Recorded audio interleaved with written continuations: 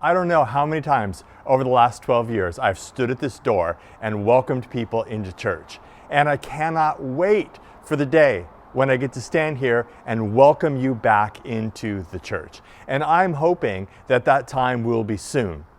But there's more to reopening the church than just unlocking the doors and letting people come in. Actually, there's a lot that has to be thought about. And so as we consider reopening the church, there's a lot of things that we are keeping in mind as we make decisions about that. And what I want us to always anchor our decision-making process in is in the biblical text. And so I've been thinking about Philippians chapter 2 when Paul says, "Have this mindset in you, which was also in Christ Jesus, who being in very nature God, didn't consider equality with God something to be used to his own advantage, but instead emptied himself and became like us." In other words, Jesus sets aside his privileges and his prerogatives, and we are called to do the same thing. I'm also thinking about two different places in 1 Corinthians, in 1 Corinthians 6 and in 1 Corinthians 10, where Paul says, all things are lawful, but not everything is beneficial. In other words, something might be legal, but that doesn't necessarily mean that that's the thing that you should do.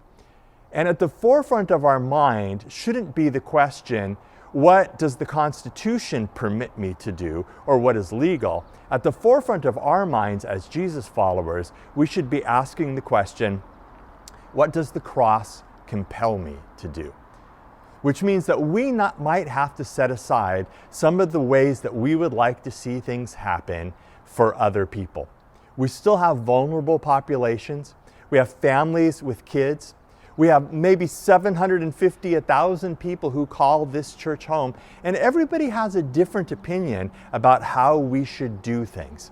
And so what we want to make sure that what we do is that we care for all of the members of our congregation.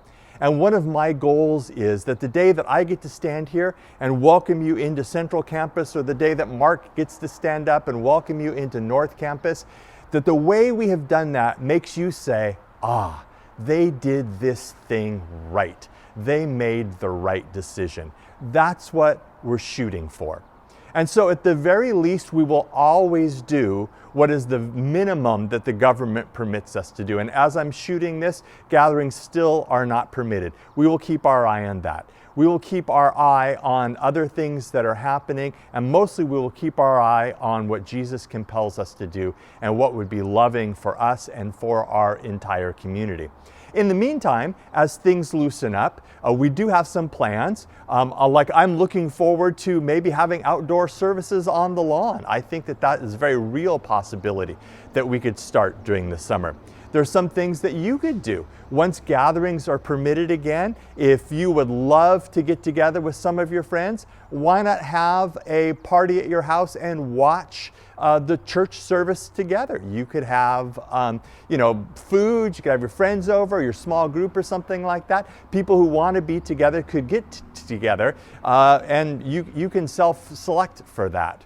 We'll also be sending out in the next couple of days a survey for you to take about what things you want to have in place before you would feel comfortable coming back to church. So we're thinking about it, we're planning about it, we're praying about it, and we're looking forward to the day when we can actually do it. In the meantime, continue to join us online on Sundays and throughout the week. We look forward to seeing you virtually until we can see you in person.